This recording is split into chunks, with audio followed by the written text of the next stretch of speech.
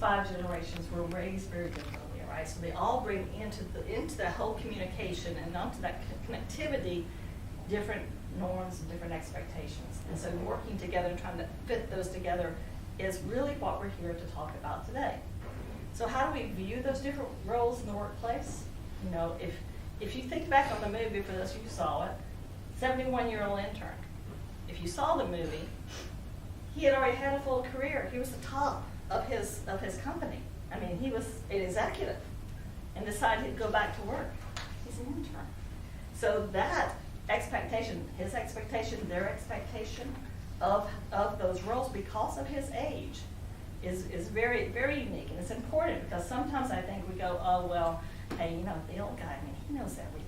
He's already, just let him take care of it because he knows it. And he may go, hey, these are young cats. They've got new ideas. No one might take the lead if we don't understand how we connect and adapt to those. When I worked in my former career, I worked globally for about 20 years, and I really wanted to bring all of those different expectations and all those norms in with me. So at PZI, we really focus heavily on behaviors because of that.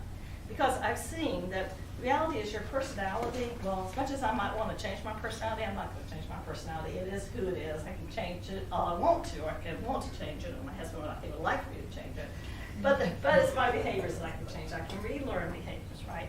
I can change behaviors. I can learn and I can unlearn behaviors. Those are the types of things that you can really do. And so when we talk about inclusion, I mean, inclusion is a buzzword today, right? Everyone wants to be inclusive, but what does inclusion mean? Anybody? Your thoughts? What might inclusive mean? Kenny? So I put you on the spot. Subject matter expert. Exactly. Probably not to answer. I'll probably give somebody else a chance to speak. Anybody? Making sure that everybody has something to say and is valued and they can bring an idea to the table. And that they're treated equally amongst everybody. Right.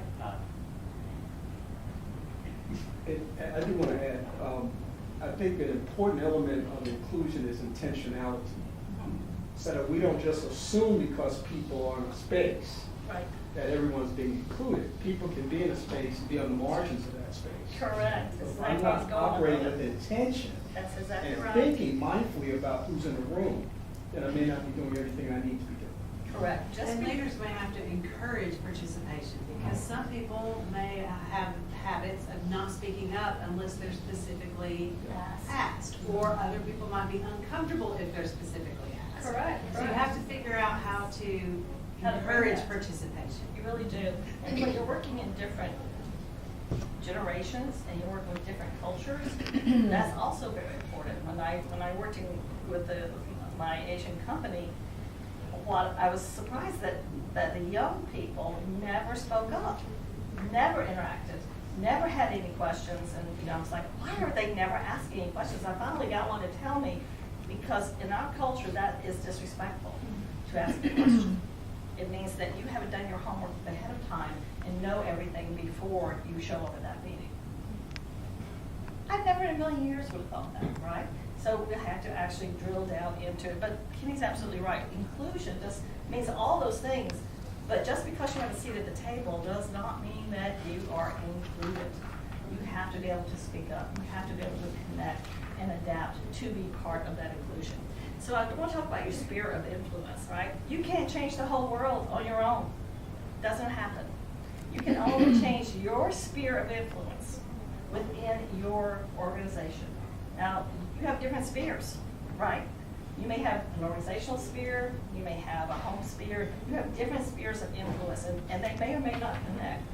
When I was working, I had my professional sphere with the accounting firms, and I had my military spouse sphere, and I had my mom sphere, and maybe some of those might have interconnected, and maybe some they didn't, because after all, remember, I'm a baby boomer. You don't bring your whole self to work.